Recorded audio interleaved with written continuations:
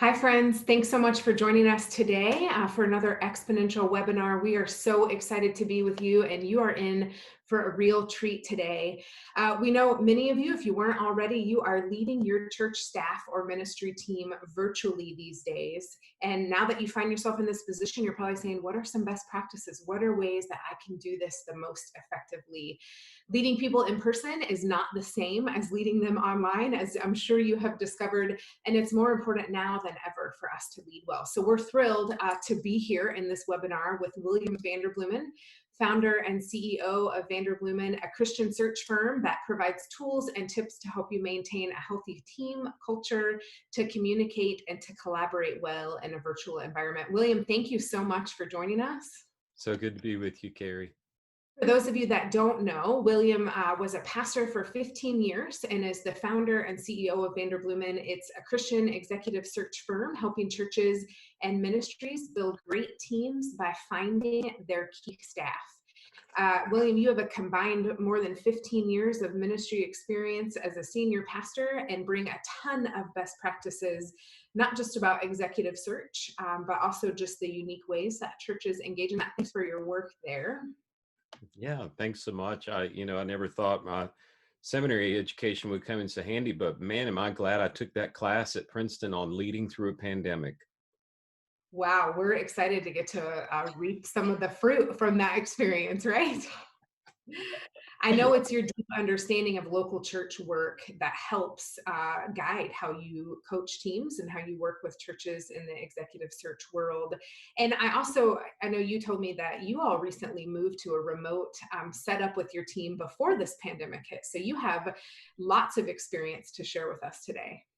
Yeah, it's interesting. You make your plans and God makes his, and then you realize how he's better than we are at planning. We are, as you mentioned, a search firm, so we help churches find their pastor, or schools find their headmaster, or big Christian nonprofits find their CEO or CFO or that sort of thing.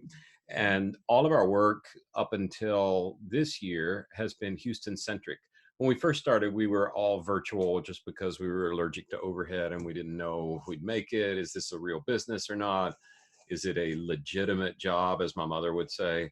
So we were all virtual. But as we grew, over the last 12 years, we've had the good fortune to grow every year. And so we built a centralized office and told people that you have to move to Houston. Mhm. And don't think we were ever planning on going 100% virtual. In fact, my friend Brian Miles, who has a company that's all virtual and has kind of written the book on it, and I have friendly debate quite often about what can be done remotely and what's not. And I just say, Brian, if virtual really worked, Jesus would have zoomed it in, but he didn't. He came down face to face. So, anyway, long story short, about a year and a half ago, we got to the place where our systems were strong enough that they could be taught and not just caught. And so we were like, well, now we can build out offices in other locations besides Houston. So we had mapped out a plan. We opened our Phoenix office. We were opening an Orange County office. We were opening an Atlanta office, opening a Chicago office. And all that was to happen over the next 12 months. We were about a week away from opening our Southern California office when all this COVID hit. And that was sad. We put pause on that. We'll come back to it whenever things get back to normal. But it's interesting. We spent the last year saying, if we were to do things where we weren't all together, like we were in 5 different offices, how would we have to function in a way that would replicate what we're doing now? So we spent a year figuring out, what would virtual look like, even if it's 5 different offices virtually meeting together, like campuses at a church. Sure. And little things like, if we're going to interview people, it needs to be consistent. So let's find a cost-effective way for there to be a consistent experience. So we built out all these cheap backdrops that look really fancy, but they're actually just tarps that my kids' bunk beds are right behind. So, Sure, sure. it's funny. We were making plans for all these offices. God was making plans for us to be ready for this switch over. And about a week or two before the lockdown started, we decided, let's go ahead and send our people home now, so that we travel a lot. Let's not have one person get sick and then we have to shut everything down. So We flipped the switch and went remote. And, it's not as good as face to face. Nothing is. Sure. But it was a lot less painful than it would have been had we not done all that prep. So we're learning as we go, but excited to share what I'm figuring out as I go, and would love to learn from people in the audience, because I mean we're all learning this together. I mean, who would have thought we'd be in a time when the word unprecedented would be a tired word? Uh, Amen to that. Amen to that. Any of you that are joining us right now, I know we have hundreds on the webinar. Please, as William is unpacking these principles and best practices, send your questions in to the Q&A, and we're going to unpack those afterwards. But William, to your point, I'm so grateful that God was leading you all in researching some best practices for those of us that are spending our days on Zoom marathons right now. And so we're thrilled to get to learn from these tips and best practices you have and how we can effectively lead our teams remotely. yeah, I've been really impressed with Zoom. I thought for sure they would get overwhelmed with new business and then crash. But I had told my son to buy some stock while he could, and I think he bought it at about 65 or 70, and it's staying in the 150s or 160s now. He's not as smart as my what do you call it, great grandmother-in-law. I mean, she's like 92, and in January she took all her money that was in index funds, sold it all, and put it all into Clorox. Oh my. Okay. So she's got the future of all of our churches. That was smart. I'm not that smart, but we have learned some things about a virtual office. And I think, one thing that's really interesting is even this call right now, remote work requires more focus than in-person work. And I Mm-hmm. think that, everybody talks about I'm getting zoomed out. There's so many Zoom meetings. Well, part of that's because you're on camera all the time. Like, I can't bite my fingernails while we're on this call. I'll get found out. I guess I'm not supposed to touch my face anyway. But like all these little things, like I'm on camera, I'm getting watched, or there are a lot of people on the screen at once, or I have to be silent, or is the mute, or is this thing on? And all these things require more focus, not less. So I want to walk you through. I'll confess, I am a recovering preacher. So I'll try not to ramble, but I do have 5 points and they spell out a word. So the word for the day, boys and girls, is focus. Remote work requires more focus than I've ever had to have in any work setting I've been in before. And so let's just start with all 5 points. First one starts with F, and it is the word focus. And as a leader, what I'm finding out, what I am learning, sometimes in good ways, sometimes in painful ways, is when you're apart from one another, vision leaks faster than when you're together. There's the old saying, vision leaks. You cast a vision, but it leaks. You have to recast it. When you're together and you can laugh, or you can share a story, or you can just turn around and say, what'd you think about that? Vision doesn't leak as fast. I think what I'm learning as a leader is vision has to be preached more than ever before. And Mm-hmm. I'm finding there's a particular way that it has to be preached, and it's through story. And so I'm learning that I have to find, for any Zoom calls that I'm doing, I have to find a story of where our work came to life. And that's not just about remote work. Carrie, what we found, like 70% of our office is millennials, and then the other 30% of us are old people. And so the millennial generation is teaching me so much. I'm not old enough to be their dad, and I'm not young enough to be their buddy. So I'm kind of this weird uncle thing in between. And Sure. as I'm learning, one thing I'm learning is, Jesus always talked about parables and spoke in parables, but the power of story, the stock for that may be a little higher than ever. You can see that in Don Miller's work with Story Brand. If people don't know that book, they need to go pick it up. But if you don't know your company story, if Mhm. you aren't telling your origin story of how you got going, I'm forever telling people, we started on a card table when I quit my job and told Adrienne, I think I'm supposed to start something new for churches. And I've told a bunch of people. She looked at me and she said, we had 6 kids, brand new house. I'm going to quit my job, start something new for churches. She said, that's because churches love new ideas, right? And we laugh, and she said, okay, let's do it. And we got a card table out and set it up in the living room, and I started work. Well, guess what I'm working from right now? The same freaking card table. Sure. So people love hearing that origin story, and they love hearing where our work is at work. Mhm. And I just encourage you as leaders to focus on telling stories about how your vision is coming to life. I call it, where do I see our work at work? And I usually try and make the work or the vision the hero, but find a sub-hero of someone that doesn't get the spotlight. I Mhm. mean, somebody that's not going to be speaking at a conference. Where can you lift up somebody who's doing really behind the scenes work? Because behind the scenes is behind the scenes when you're on site together, but it's really behind the scenes when you're off site. Yeah. And the stuff that, I mean, even your tech guy that's making sure your Zoom works. So an incredible amount of focus around story. One website you might go to today just to get some ideas is the Yeti website. You know, the coolers carry Yeti. Yeah. Coolers So and cups and all of those, yeah, right? yeah. I don't know where you're located. We're in Texas. Um, but like, go figure, we have all these hunters and all this heat. So all the major cooler companies are in Texas. Yeti's in Austin, Igloos here in Houston, Arctic, all of them. So Yeti, if you go to their website, most of the time you won't see their products. Most of the time you'll see a story about, maybe it's like, one day I was looking and the trout are running in Alaska, and it's some dude fishing, and it's some story about trout, and then down by his feet is a Yeti cooler.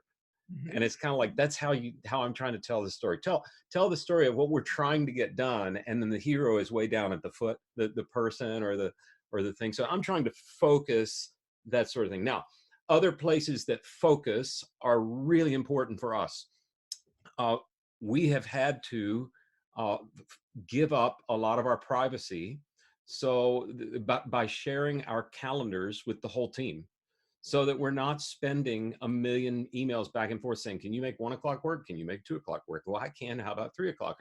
No, just an incredible amount of focus on sharing where you are, focus on transparency, a focus on letting people know where things are. And that we'll get to a little bit later, but there's a piece of focusing on boundaries that really happens.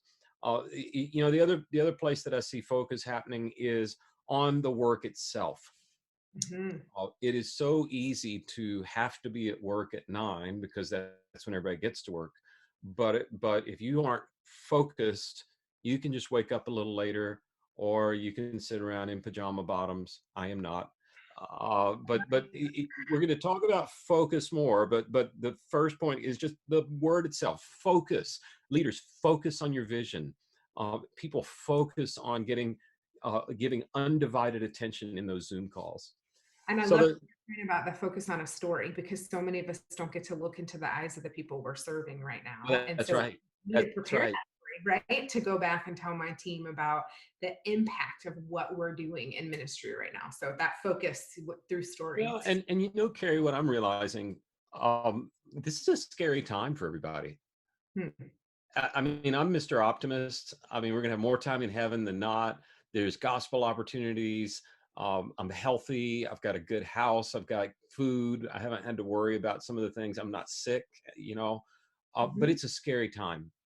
Yeah. And right before bedtime when you're a kid, you remember that time, and you're no one wants to go to bed when they're a kid. Some of us want to stay up and play, but most of us really just don't want to have to face the dark. Hmm. And what's the thing that calms kids down? Good Can you story. tell me a story? Sure. There is something soothing Hmm. about telling a story. So I would just encourage leaders, focus on your vision and focus on capturing story for your people. Yeah. Yeah. A second of these 5 areas that I would lean into, and that one's the biggest one. The second one is outcomes.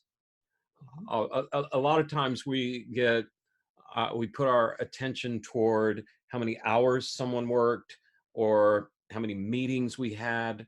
I think it's outcomes that make the big difference. And let me unpack that a couple different ways. I have always tried to do this, but I'm doing it more than ever. It's like, I don't care when you do it. I just want it done. I don't care how long it takes. Just bring me the outcome.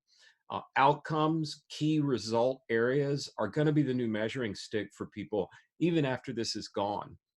And this is so true in a world where it's a gig economy. You've got this side hustle and this side hustle.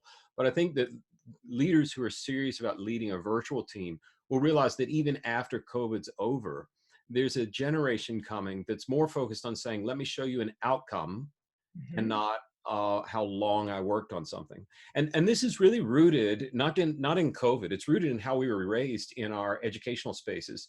So I just turned 50, and so my coworkers didn't say you're in the power decade, but I am the first wave of kids that went through Sesame Street. Like I was like the test market age, and when the Mr. Rogers Neighborhood movie came out, I sat and was like, "Oh yes, I'm back in my." So, but also educationally, we were the first generation that tried a philosophy of education that John Dewey talked about in the 1920s called experimentalism. And it was basically a lot of Montessori schools do it, but also where I went in private school is set up workstations for kids, give them a checklist at the beginning of the day, and see that they finish their checklist. And the idea is people will give their best energy where they're most interested, and they ought to, like we would say these days, lean into their strengths. Right. Well, I'm seeing the same thing from a management side now. And COVID has sort of accelerated that, where it's Sure. no longer how long did you work on this and how long should we meet and how long. No, outcomes. I think the same should be said for your meetings that you have with your virtual team. Start planning your meeting with what do we want to get done. Mhm. And if that, I've had some staff meetings where that means we take a long time telling stories. I've had some staff meetings where it's a short time telling stories or getting things done. But the determination of the time of the meeting begins with what are the outcomes that I want to get done. I Mhm. don't know if you've noticed it with your church and online services, but services are going one way or the other. They're either getting shorter, like our church. I think we were in and out in 32 minutes last week and Jesus still spoke. It was amazing.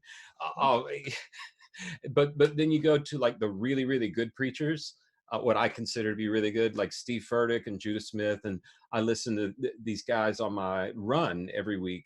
And now I'm having to run like 3 extra miles to get through their sermons because they're going an hour and 10 minutes, and like so it's going one way or the other. And I think it's focused on the outcome and Mhm. not bound by the tradition of where things are. And I think as you're talking to your teams, start to think about outcomes as we're moving toward fall reviews of work and mid-year reviews of summer. Does your review system, A, do you have one? B, is it built on what are the key result areas? Mhm. Businesses talk about KPIs, key performance indicators. Dave Ramsey taught me to think about key result areas. What do we want to see happen? Mhm. That should not mean you should tell your pastoral care person, I'm going to pay you per funeral. Like that's not a good idea. But outcomes is another piece of this virtual office and what it means. Okay, so third most important of any of these, FOC, consistency Mm. is critical. Consistency, focus, outcomes, consistency. What do I mean when I say that? So the first week or so of this, it was pretty cool to have no schedule. It was like, yeah, I can watch one more Homeland. I can stay up, and then I can sleep in a little, and I'll just get my outcomes done. But after a few days, that gets old. Mhm. And then after we were really quarantined, where we couldn't go anywhere, I started reading. Not, and this is not some victim statement for me, but I started reading about what is it that allowed people who were in solitary confinement to get through it. And Mm. it's really interesting. You go do some research and Google around, and if it's on the internet, it's true. But like there's a really common theme of routine, Mm. discipline. Even though I wake up in a dark cell, when I wake up, I walk 17 laps around the cell, or I draw this in the dirt, or I mark off the days, there's something about routine that's in us. And really, if you go back to the creation narrative and think about what God did, the first thing he did was bring order out of chaos. Right after that, he builds a calendar. He Mm. says, here's the sun, here's the moon, here's the seasons, here's how things go.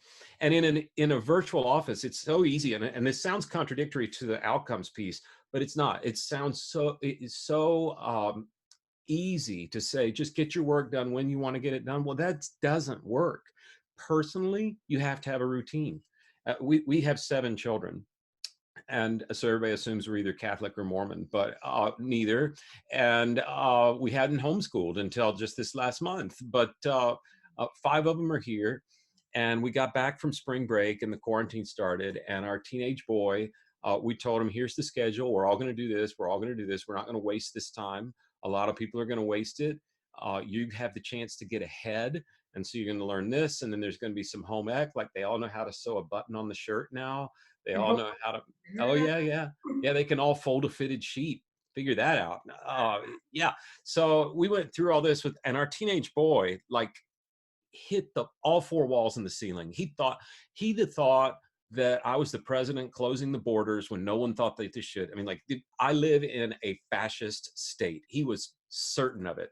And after about a week, he was like, "Oh yeah, this works." So like, with as many people as we have, we run the place a little bit like a military base, but it works. Sure. And if you don't have order, if you don't have an, a consistency to what you're doing, even Mhm. down to how you dress. I'm sorry. I mean, I'm not in a suit and tie right now, but if I don't get dressed like I'm going to work, I don't work. I Sure. mean, you can sit around in Lulu or Athleta or Under Armour or whatever floats your boat for a little while, but you will not work the same way. It just doesn't happen. Just like if you're on a power walk and you're wearing dress clothes, not going to walk the same as if you're in gym clothes. So what systems are you putting in place that provide consistency? Consistency of the daytime, consistency of where you're working, consistency, even if it's a stupid backdrop, so that when people see you, they see the same thing and not whatever high school poster you still got up in your room. Like, consistency is so important. Now I'm going to go quicker with the last two.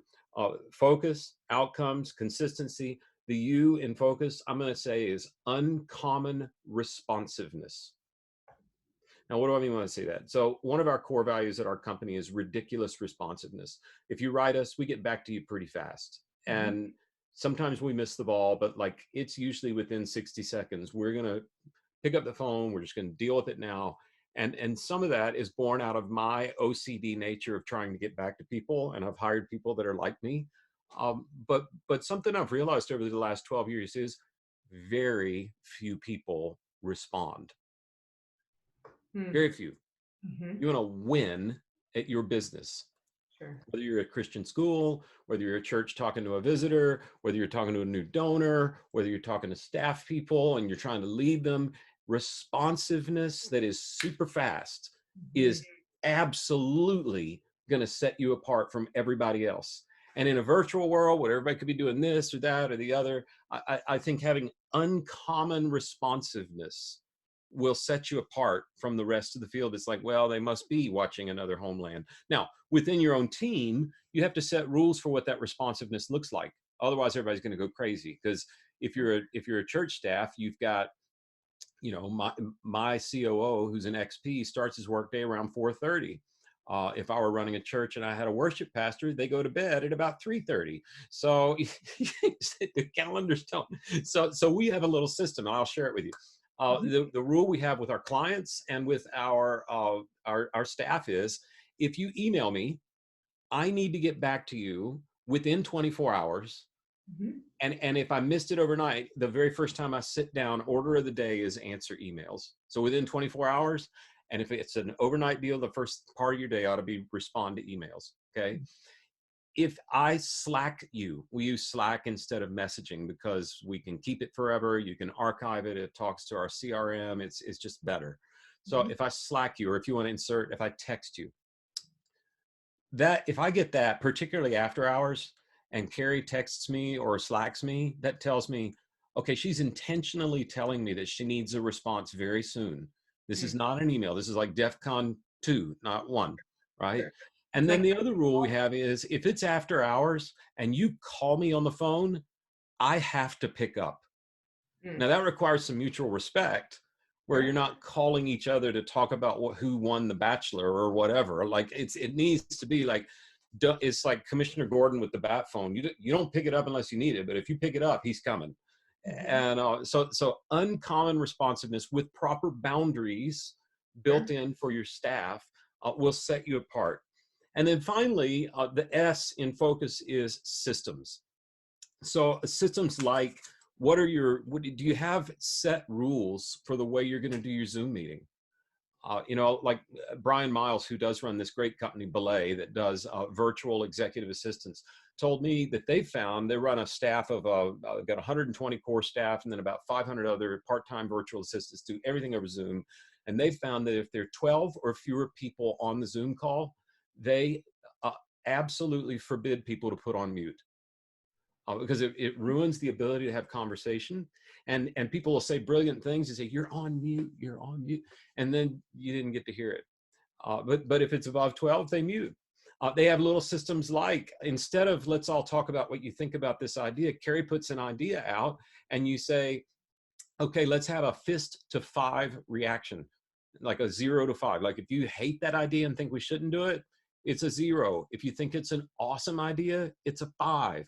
If you're not sure, it's maybe it's a 3 or 2 or 4. And on 3, on the count of 3, we're all going to show our fist to 5 response. And you can do a real quick check-in and you can all see, or 3, or you know. Sure. But what are the systems you're setting up? When you're doing a Zoom call, who is running the call? You Mhm. can't just talk all over each other. It doesn't work fast enough for that to happen. So how do you raise your hand? Are you using the little emojis, the reactions? What are your systems for dealing with each other when you're working remotely? There are a ton of other things that we found. One place to get back to focus that we actually have a blog post on, we can send out to people, is we put together a list of fun culture building activities for remote teams. That's really kind of cool. We'll do a virtual lunch every now and then, but you don't just have lunch. You have the last time you have a team and somebody guides it, and our culture team guides ours, and said like the last virtual lunch we had was, what's the first concert you ever went to? And that was really revealing, because I found out that my team is much more Christian than I am. They were all like Michael W. Smith and Jars of Clay, and I'm like Led Zeppelin, So it was a little raw, but As you were to your first concert too, like did you have to come in costume for what you wore to your no, first? that would be even better. But yeah, but we can put the links up and send out to the group of the interview I did with Brian Miles about some of the base rules and systems they use for Zoom, and then also an article that Sydney Harris, who is head of our culture, did about what we're building our culture around during this time. So, but I would say above all, it's all about focus. It requires more focus to work remotely than it does in person, and in person really is better than being on these calls. But man, am I thankful that if this nasty virus had to happen, how kind was it of God to let it happen when we have these abilities to relate to one another and to share, and it is accelerating the church, and there are wonderful opportunities. So I hope that's helpful. We've been virtual now for a while. There'll be parts of us that stay virtual, but we won't be forever. So we're trying to focus. How are we doing things now that we can repeat in the future that'll make us better when this is, quote, all over? Absolutely. William, thank you so much for these best practices around focus and how each of us leading our teams remotely can focus a bit more on how to do that really effectively. We've got some questions coming in on the Sure. Q&A that I'd love to hit you up with. And those of you that are joining us, continue to send those in, and we're going to get through as many of these as we can. William, you mentioned a couple of different things that you all use. It sounds like Zoom is one of them. What are some of the other just technologies that you are harnessing right now? Yeah. Did you say Slack is one of them, and are there others? Yeah. And just how are you staying connected as best Yeah, as you the app is Slack. It's Slack, and it functions a little bit like messages. And I'll tell you why we went there. We used to just use messages and group texts and all that, but then people come and go in the best companies and in the world. And so we had a couple people leave, and all their text history was gone. Huh. And like they'd managed a search for a really important client from 3 or 4 years ago, and they were gone. And can you dig that up? And no, it's in my phone. And oh, I switched phones. It's like, oh man, this is not like we're limiting our ability to repeat our work. So Mhm. like for instance, we just finished a search for this church, Willow Creek, in the Chicagoland area. and the pastor that went there is a guy named David Dummett, and he's gonna, man, I'm very hopeful for how things will go with him. But I met Dave 12 years ago and was able to pull up chat history with him because we'd archived everything. So Slack is what we've replaced iMessages with. It's helpful, by the way, if you're the employer. It's also smart from a protection standpoint. Um, you hate to think this way, but in churches, sometimes people misbehave, and then you have to track down communication. And if they're going to misbehave and do things outside the rules, you can't stop that. But if you have the Slack, you as the employer own that conversation. If Yeah. it's on the employee's phone as a text message, they own it, and you don't have a whole lot of rights to getting to it. Mhm. So there's, on the one hand, it's archiving so that we can keep those conversations. We have channels, like we have our lead team has a channel and our sales team has a channel, the consultants have a channel, but we found Slack's really great. And then I'm not sure how it works with CCB and Shelby and some of the CRMs for churches, but we use Salesforce, and Slack talks to Salesforce. So every conversation we have about any candidate, church, whatever, is archived forever into our completely OCD system. So Slack is one Mhm. that we use for, we were using that before the remote offices hit, but then afterward as well. I would say another thing that's not said right now, um, and we might be able to, I don't know if we can share this with everybody or not, I'll have to ask our COO, but our remote work policies Uh-huh. is a huge safety net for us. Like, what counts as a place of work? Mhm. It does not count for you to be sitting in your 6-month-old's nursery while they're trying to sleep. But if I leave the room, she'll wake up. Well, you can't work from there. I'm sorry. That Yeah. doesn't count in our book. There has to be an approved dedicated space. Mhm. We make sure we have pretty good cameras. I think everybody's gotten, like low res. If you're old enough to remember the movie Blair Witch Project, like that, everybody's okay with the, just the low production, low res thing. But we've tried to say, what we're recording right now is going to live forever. So Mhm. let's try and make it. You don't want to look super polished. In fact, sometimes that's backfiring on people right now. But Sure. let's just make it consistent. Yeah. So people know this is my bunk room. They know this is the tarp, but at least it's the same color.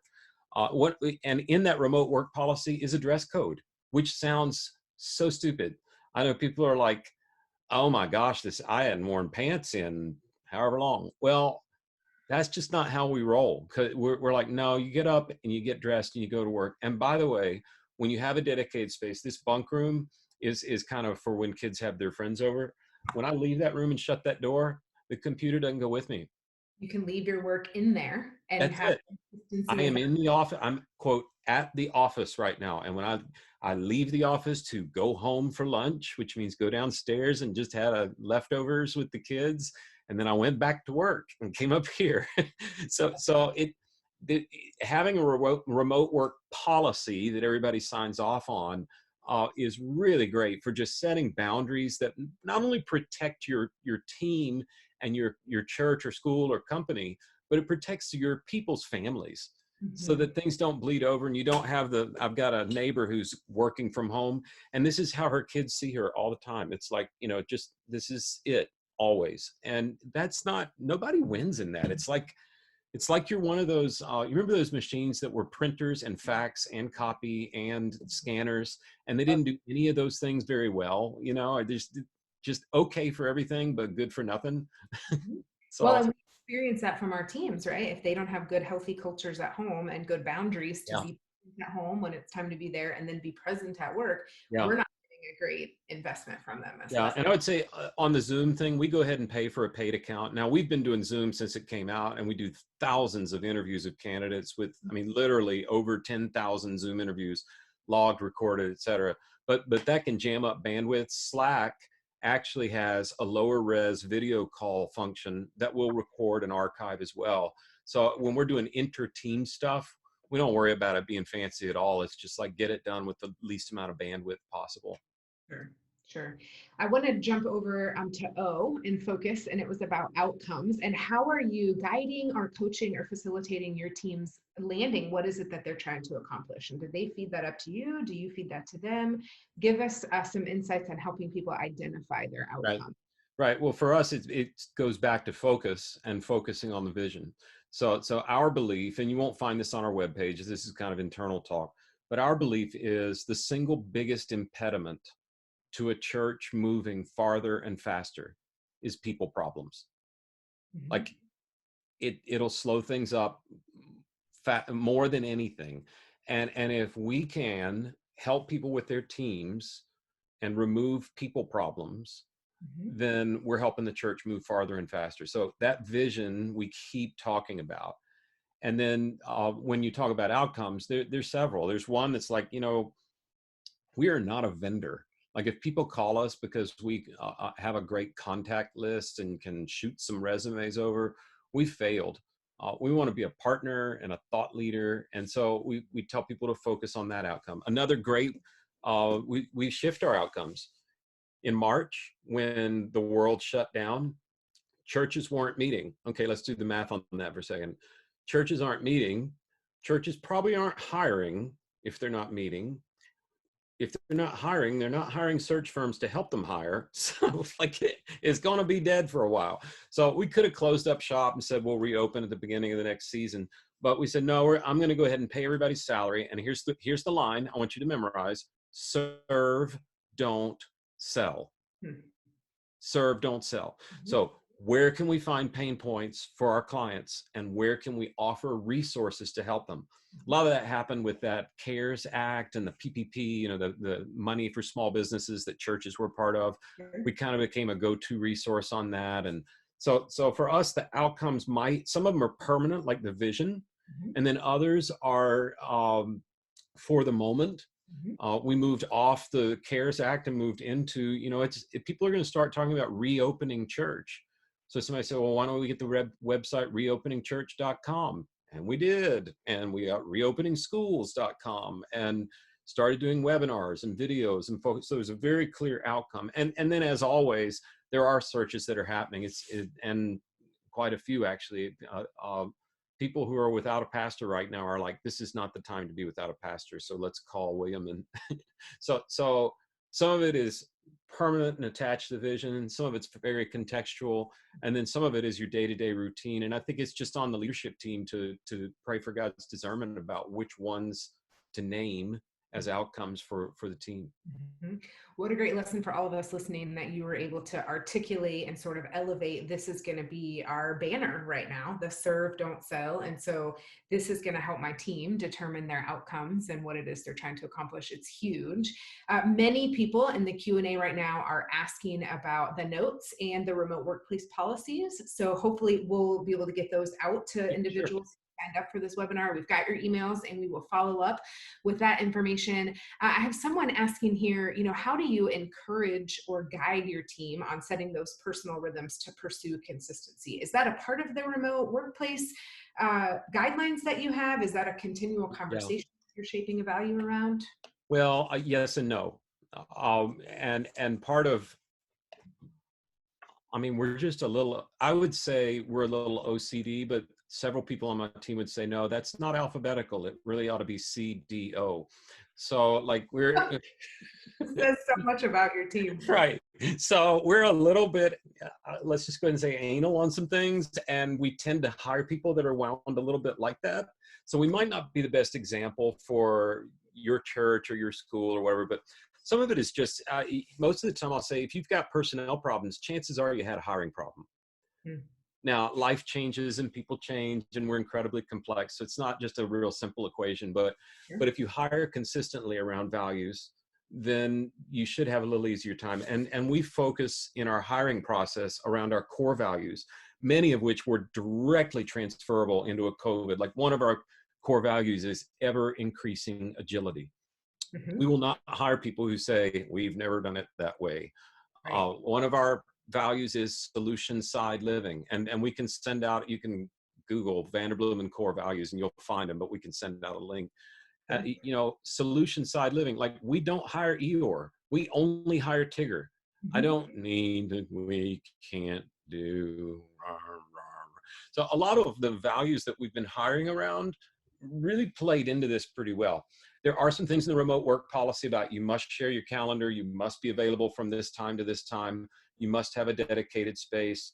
There are some things about dress code in there, so that sort of feeds into it.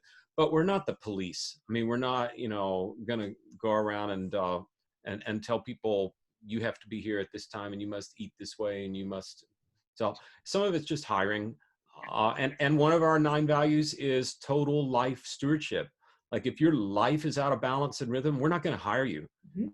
And so if you hire people who are committed to rhythm, and that doesn't mean have to look a certain way or weigh a certain thing or run a certain number of miles, it's just balance. Sure. So yeah, that may sound evasive, but that's what comes to the top of mind. Yeah. No, it's helpful. And it sounds like that's something that you're continuing to guide conversation around, inviting people into balance and inviting them into that consistency. There's some peer accountability that comes from that with your team, Well, and right?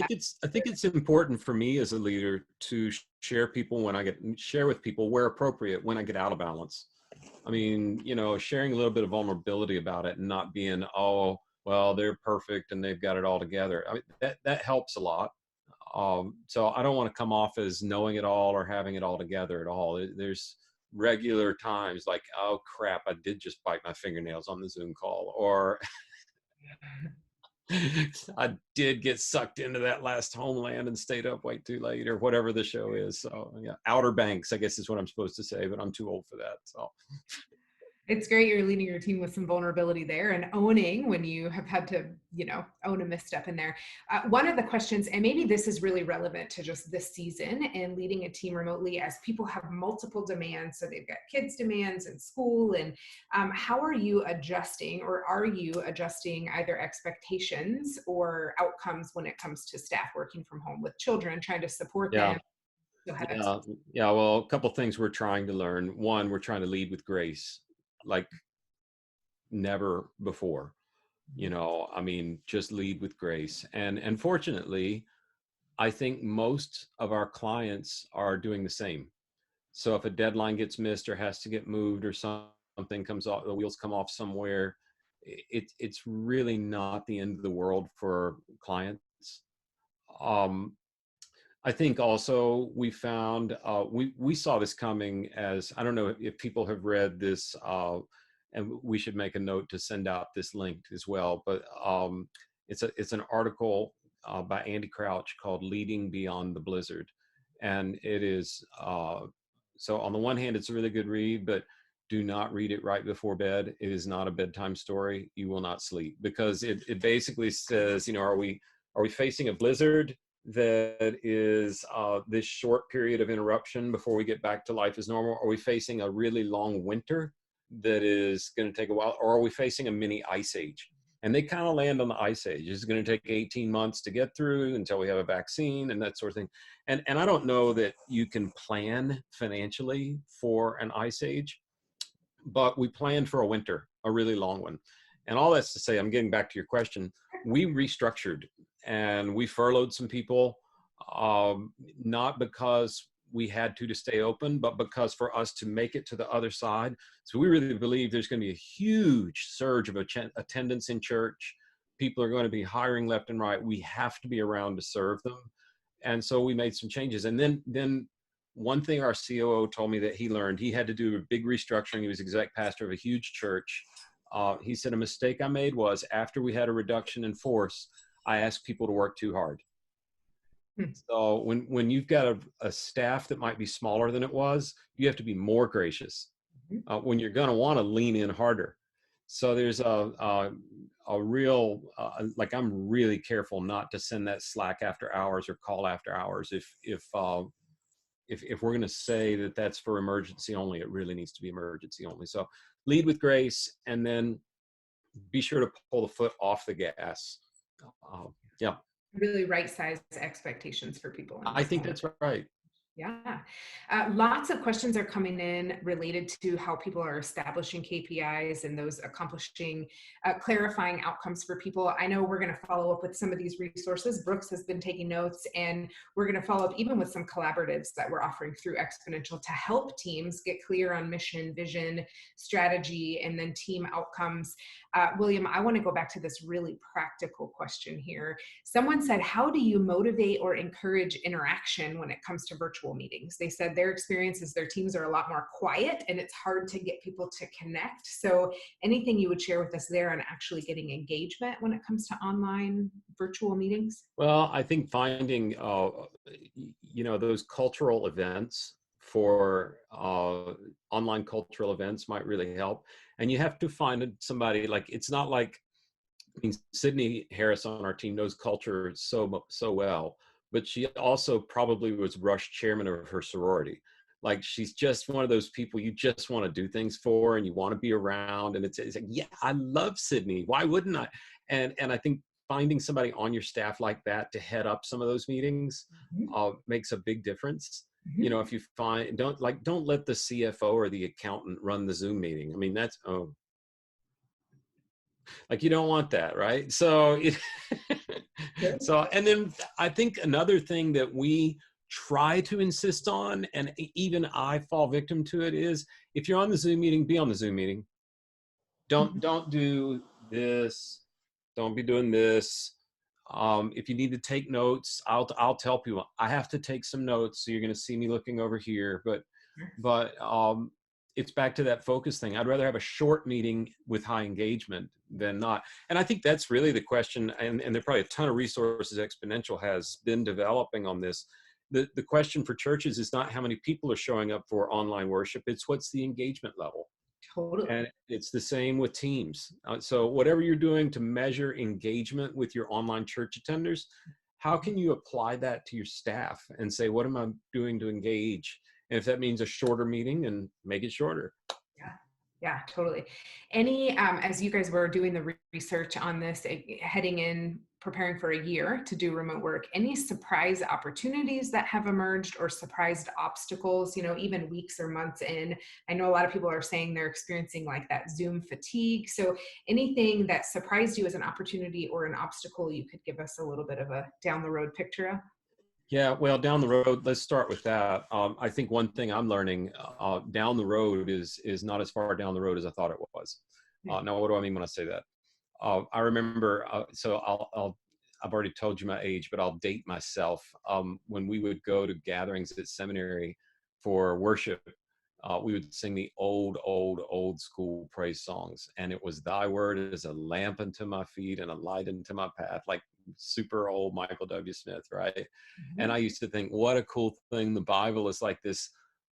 I had in my mind one of those xenon headlights in a really fancy car that goes like a mile down the road.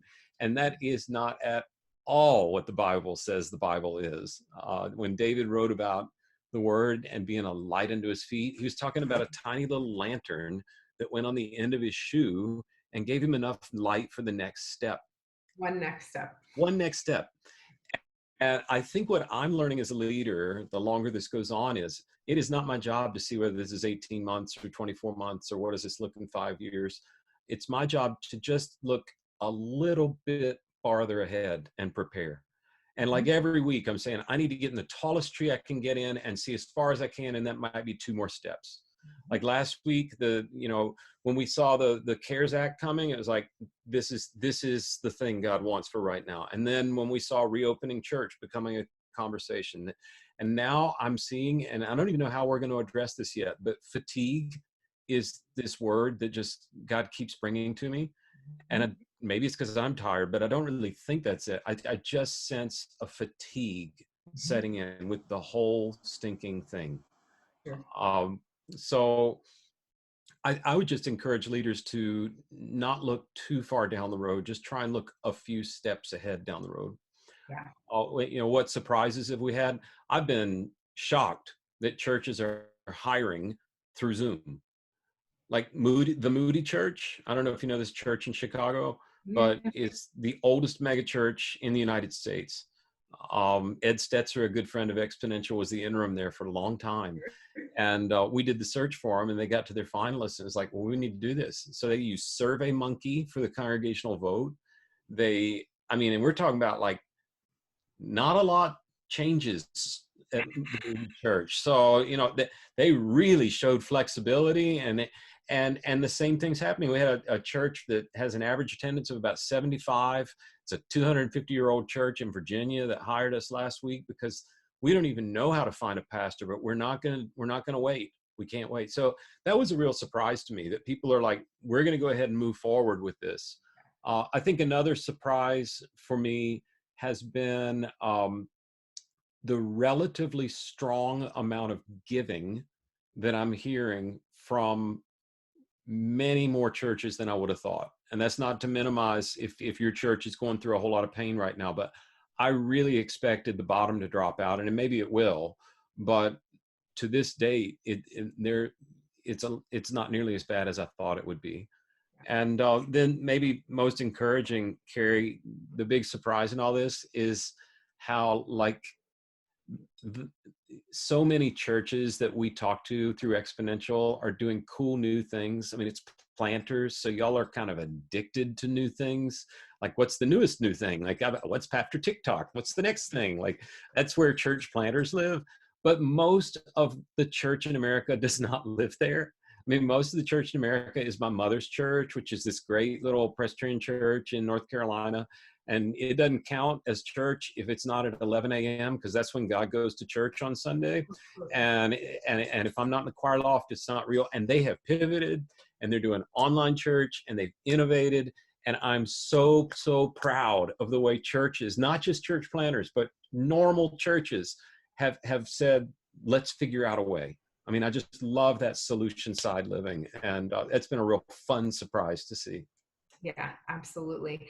There are a couple more questions coming in related to how you're establishing and disseminating these work remotely rules and values with your team. Is that something you all did collectively? Is that something you came up with and sent out? Any best practices or tips you would give leaders listening about that? So it's interesting. This is all God's provision, but the remote work policy we had put together over the course of 2019. And so we have every year, and this is actually something, it might not be possible in all denominational settings, but I would strongly encourage you to do this. Every January, every employee signs a new employment agreement. Every time. Wow. Because there's something that's shifted or changed, and we've had to make some change in policy. And so it's like, okay, we put my hand in the huddle. These are the house rules, and this is the way it is. So the remote work policy was one of those at the beginning of 2020. So it just kind of went into effect, and I don't know that we've changed any of it. But if you're going to make big changes, you need to make sure people sign off on it. Like if you're going to say this is our remote work policy, have people sign off on it. I think if I were having to design one right now in the middle of all this, I would probably want something like I'm horrible at inventing wheels. I would be a terrible church planter. I'm really good at looking at someone else's wheel and figuring out how to make it better for me. Right. So take what we have and use it, and then maybe put it in front of your team and say, can y'all live with this, or what would you change? Because every church is unique, and it's not going to be a boilerplate that works for every single one. Totally. And I'm a huge fan of, if you want everyone to have ownership over those guidelines, get them to help create them, right? Get everyone to Absolutely. have ownership Yes. over living that out. Okay, last question, and then we'll leave it to anything else that you have to extend in terms of wisdom to this crew. Someone just said, I'm a pastor with a church of 35 employees, and I'm trying to transition them out of time-based thinking into outcome thinking. Any practical tips, any wisdom, any even just first steps that you might recommend to move from that time-based to the outcome-based? Yeah, well, Carrie, I'm gonna piggyback on what you just said. I go to my people and say, what do you think a successful 2020 would look like? What would have happened this year in your department, in your area, that would make you go, we pushed toward the gates of hell. We're going to break them down.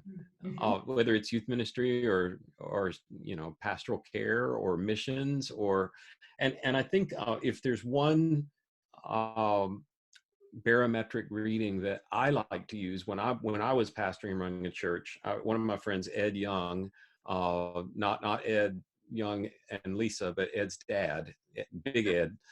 Um, Big Ed told me years ago when I was a young pastor here in Houston, and he befriended me. He said, "William, don't ever forget that the church is a nonprofit, but it has a profit margin." I'm like, oh my gosh. And, he's got this reputation to be this businessy guy. I'm like, what does that mean? He said, the church has a profit margin. It's life change. Mhm. Measure your success around the amount of life change in your church. And then view your people as your stockholders and do everything you can to show them the profit margin. So if I were setting goals and trying to set performance indicators or result areas, I'd say, what would be the biggest set of life changes you could see? And I don't know how much of that's going to be numbers. Numbers are going to be really hard to figure out this year. Every major league sport is going to have an asterisk beside it for statistics for this year. So will churches. And I don't know how helpful that is anyway. I grew up Presbyterian, right? And so as a Presbyterian minister, this is how Presbyterian worships. And this is how charismatic Presbyterian worships. So like, that's it. Like and so you talk about like evangelism, we're just not great at it. And I remember being so frustrated as a young pastor. I thought, you know what we should do? We should put pastors on commission and pay them per baptism. And I thought, what a fabulous idea. This will motivate. And then I remembered that is almost exactly what the Catholic Church did right before the Reformation. So that's not a good idea. So I do think asking the question, letting them come up with the solution. And then I'd say, particularly in this year, this is a year where you don't know what your income's going to look like. So instead of giving a bunch of raises, what if you had performance-based bonuses? Hmm. I've been saying this for 5 years, that this will be the next big trend in church compensation. And I think COVID's going to accelerate it, where we will have a baseline of pay, and it doesn't have to be huge. And that way, if bad things happen, we don't have to fire people. And then we're going to have room for increases for people who have given results in whatever those result areas are. And I wouldn't say it's per capita baptisms, but But it's there's predefined, it's pre-clarified, predefined. yeah, and it And directs it's prayers. It and directs. it's contingent upon how well the church is doing. I can't pay you if people aren't giving. So that's a whole nother webinar, but you hit a nerve with me. Sorry. Yeah. Hey, I'm so grateful. I know all of those that have joined us today are so grateful. We're all walking away with real practical tips and best practices here. Those of you that dropped comments or questions in the Q&A, just on behalf of Exponential, we're going to reflect on these and continue to find ways to bring webinars and insight and information to you to help you right where you are in ministry. William, thank you for what you do for churches. Thank you for what you do for leaders. Thanks for joining us today here on the webinar. Thanks, Carrie. Have a great week. Thanks, you as well.